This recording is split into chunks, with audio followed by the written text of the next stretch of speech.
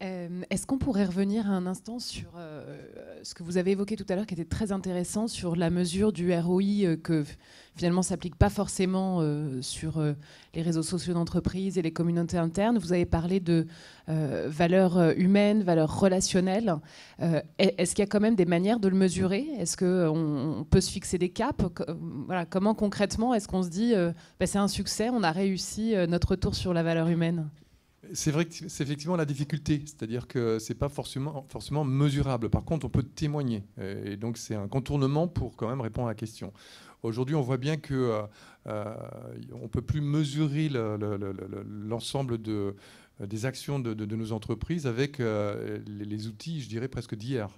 Le ROI, l'inconvénient, c'est qu'on vous donne time is money, et donc vous avez un début, un milieu, une fin. Là-dessus, il faut échapper à ça. J'ai expliqué tout à l'heure qu'on est sur des enjeux de culture. Et si les entreprises ne sortent pas de la boîte en se disant on est sur autre chose qu'un simple retour sur investissement, c'est qu'il y a une incompréhension sur les enjeux actuels.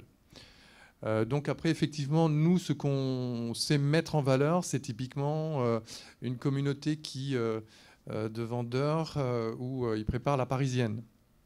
Et donc ils allient en même temps la fierté, c'est de la fierté d'appartenance, où il y a la volonté de courir pour une bonne cause. Donc on associe, la course à pied, c'est très individualiste, mais d'un autre côté, courir pour une bonne cause, réunir de l'argent afin de nourrir la recherche contre le cancer, contre le sein, ça c'est quelque chose qui mobilise beaucoup.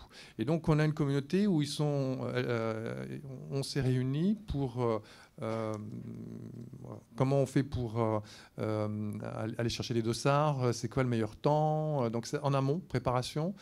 Pendant, on se filme, on se photographie, puis après, on témoigne. Ça, pour moi, c'est de la valeur humaine. Ça, c'est le lien. Ça, c'est la fédération d'équipe, c'est la reconnaissance de valeurs conséquentes.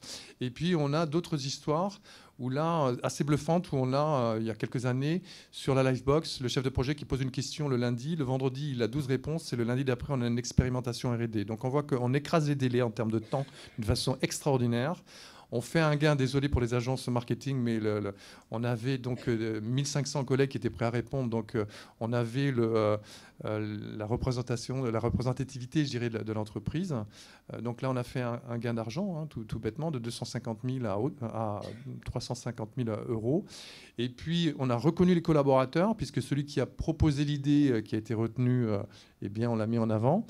4 idées étaient arrivées trop tôt. Donc, on a enrichi le patrimoine de la boîte. En attendant des jours meilleurs. Et puis enfin, ça a donné de très bons exemples sur une communauté où on a investi, nous, 10 milliards, c'est une petite somme, sur tout ce qui est fibre. Et ils se sont dit, on va peut-être procéder de la même façon. Donc on voit 5 vertus sur un cas. Donc nous, on ne sait pas mesurer, mais on sait témoigner. Et on voit bien qu'aujourd'hui, il faut vraiment sortir le nez du guidon et sortir des lectures traditionnelles, parce qu'on change de monde. On n'est pas en train de changer de marché. On est en train de changer de monde. Et les boîtes qui n'ont pas... Moi, je me rappelle les premiers témoignages que je faisais, c'est tout de suite, on me scotchait en disant, c'est quoi votre ROI? Et je ne savais pas répondre. Je disais, j'ai pas la réponse. Par contre, ce que je sais, c'est que le virage, on ne le rattrape pas. Et qu'on prend le risque de peut-être investir du temps et de l'argent et de se planter, plutôt que d'attendre et se dire, c'est quoi le ROI? Donc aujourd'hui, l'histoire nous donne raison. Oui, non, a priori, les gens sont assez satisfaits. Il y a même un attachement un peu nostalgique au réseau social. Je sais qu'il y a beaucoup de gens qui ont, ça a une valeur sentimentale en fait. Ça fait tellement longtemps qu'ils sont dessus que c'est devenu très important. Après, pour revenir un peu à ce que tu disais, Sylvain, c'est tout ce qui est la création de communautés qui ne sont pas forcément liées au business.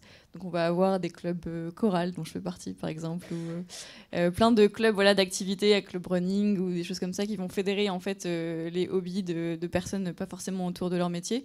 On va aussi avoir la création d'événements qui proviennent d'experts qui se sont rencontrés sur le réseau. Donc ils ont identifié en fait qu'ils avaient des problématiques en commun, que leur corps de métier faisait que c'était intéressant pour eux de se rencontrer. Donc c'est des événements qui commencent souvent petits, qui peuvent grandir très vite. Donc, par exemple, il y a eu un summit sur le online organisé à Annecy. Donc c'était une quinzaine de participants, je crois. Et après, il y a eu 2 équipes qui n'avaient rien à voir à la base, qui ont commencé à travailler ensemble sur un nouveau projet. Donc c'est là, en fait, on voit à quel point c'est important, à quel point ça peut changer les choses d'avoir ce réseau et ces communautés internes. C'est ça, c'est par le témoignage uniquement. C'est le discours par la preuve, quoi. Enfin, c'est comme ça qu'on mesure qu'un réseau, qu'un RSE peut être efficace, quoi. Alors nous, on avait lancé aussi une enquête auprès comme une enquête de lectorat. Là, c'était une enquête sur ce qui vous plaît, ce qui fonctionne bien, ce qui fonctionne moins bien, en vue de développer, de proposer des évolutions de l'outil, quoi.